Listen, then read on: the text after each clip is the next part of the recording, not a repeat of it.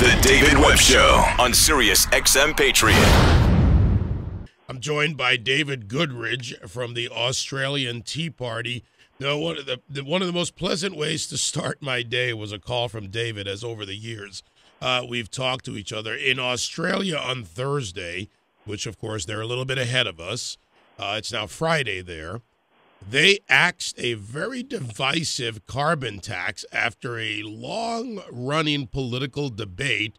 Their upper house Senate voted 39-32 to scrap this carbon tax. David, my friend, how are you? G'day, David. How are you? Doing well. And, let's first talk about the carbon tax. Then we'll go to what you told me about how you guys handled immigration. But this is a win for the Australian TEAParty, which, by the way, you guys, I got to tell you, you've got a real, you got some real socialist elements down there. But how did this play out? It started, and your listeners may find this very familiar.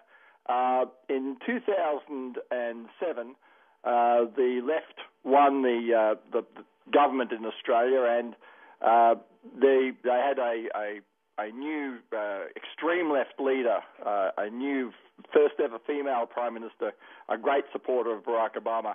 And she went to an early election and said there was not going to be a carbon tax at all. It wasn't going to happen. And she got elected only just by a majority of one. And she then promptly decided, I'm going to have a carbon tax. She lied to get elected, a little bit like saying, I suppose, you can get to keep your doctor when you know very well that that's not going to happen. Right. And so she did every sleazy, sneaky, behind-the-scenes backroom deal to get the carbon tax in. And everybody said, once it's in, you'll never get rid of it. You'll never be able to repeal it. It'll become institutionalized. There'll be a bureaucracy. There'll be so many different parts to it. You'll have to amend it or change it. You won't be able to actually repeal it or get rid of it. Well, guess what? It's gone. I love those two words, by the way. Well, I or actually, we call it three. It is gone. I put a little meme up on the Facebook showing Dracula being staked through the heart, and it said the evil bloodsucker is dead, because our electricity prices at every cost everywhere through the entire community, especially those who are hardest hit at the bottom end of the economic scale, were devastated by this fantasy tax. I mean, it's winter here in beautiful Brisbane. It's a lovely day, but it's winter here. And we just had the coldest day for 135 years here in Brisbane. But apparently it's global warming. David, I mean, and you have a way of putting things. By the way, this is David Goodridge of the Australian TEAParty on the line.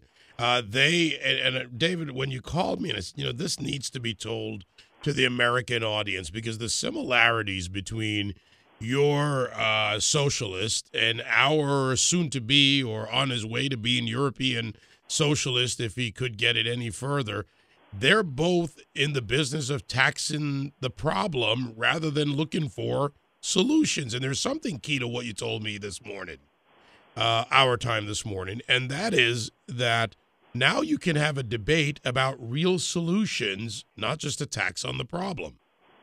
Exactly. And you say that they're like each other. I have to correct you there, David. They are exactly the same people. Exactly the same people who fund your extreme left in your country are exactly the same people,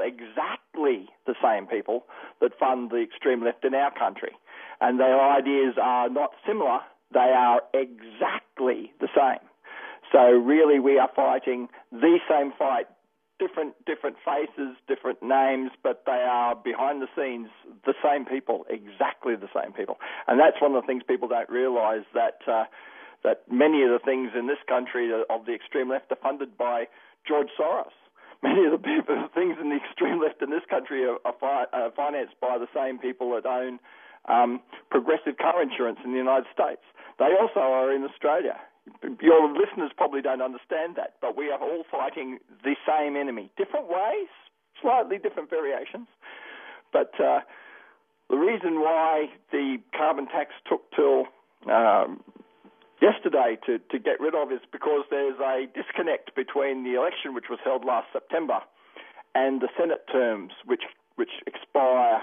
We have fixed Senate terms, and our lower house isn't fixed. So even though the election was held last September, it took till 1st of July for the new senators to come in and to start getting the legislative procedures together and to kill this evil, hated carbon tax that all of the left thought was going to be impossible once they got it in for you to do anything about. We have different systems, David, slightly different systems of government, and you have more parties involved. So one, they had to form a coalition. They had to come together on this issue. They had to fight an extreme left, and they got it done. But the lesson here, and I want to move to the immigration issue.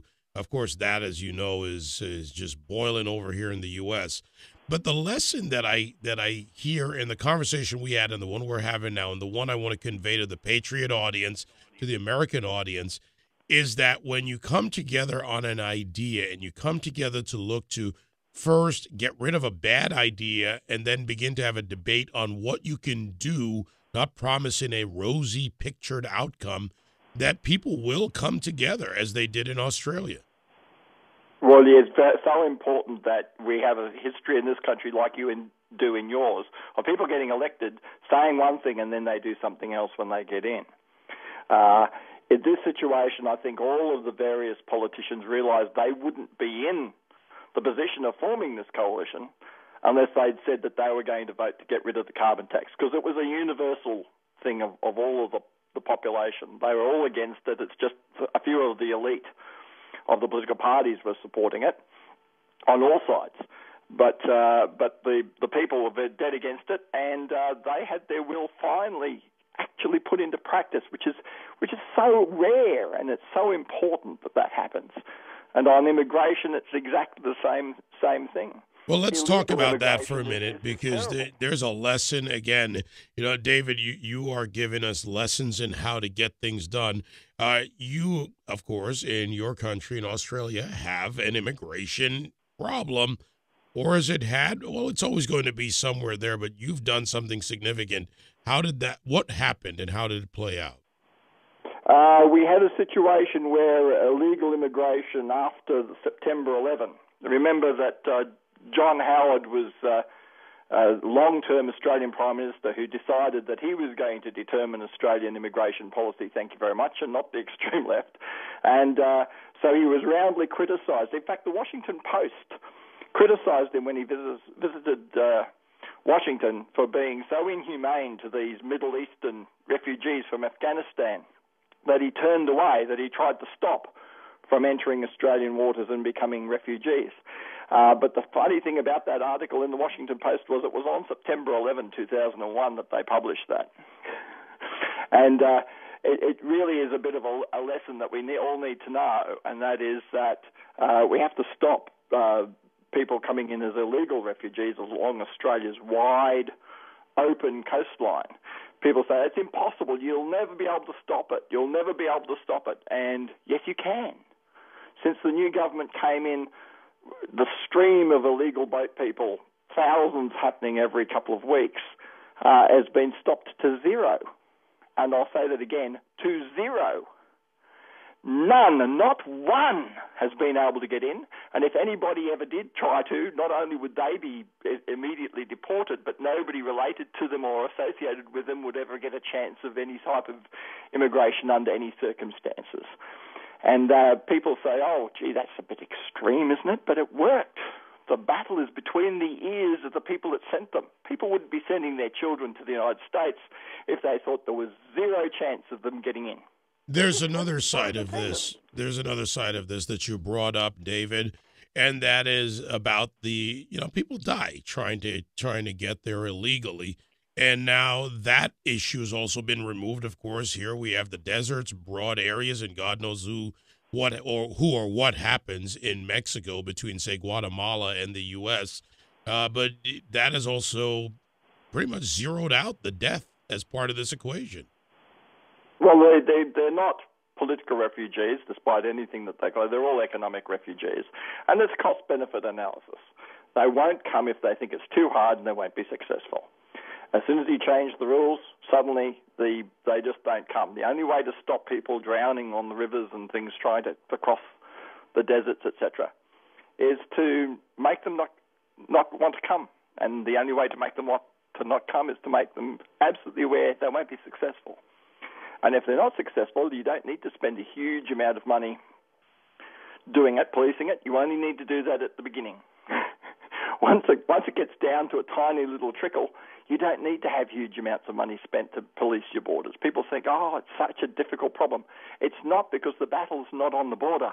The battle is between the ears of the people that send them. And if you can win that battle, it's very cheap, simple, and easy to do. And there is a lesson. The third and final part of this is that politicians, when elected, are elected to do the job, and apparently they have done the job in this case. And as always, you down there in Australia, the folks in Australia, have you to thank in part for this, David, and what you fought for in the years since you have really been more than the website editor, as you call yourself, for the Australian Tea Party. My friend, you've done a lot of good work over the years. I'm glad you could come on. It's Friday in your world. I'm a little bit envious, because if it was Friday here, it would be almost the end of my week. It's a beautiful, beautiful Friday lunchtime here in Australia. All right, David Goodridge with the Australian Tea Party. Great example for everyone over here. And for those politicians listening, do what we have asked you to do. Stand by your word. Thank you, my friend. Have a great afternoon. 866-95-PATRIOT, 957-2874. Let's take a break. We'll come back and get on topic, back to Gaza. And for those of you that want to chime in, 866-95-PATRIOT, 957-2874, on Twitter at David Webb Show. What we've learned from the left: a congressman can say Uncle Thomas and not be racist. A trial witness can say crazy-ass cracker and not be racist. A TV spokesman can say toxic little queen and not be anti-gay. Yet the mainstream media tries to discredit conservatives for telling the truth.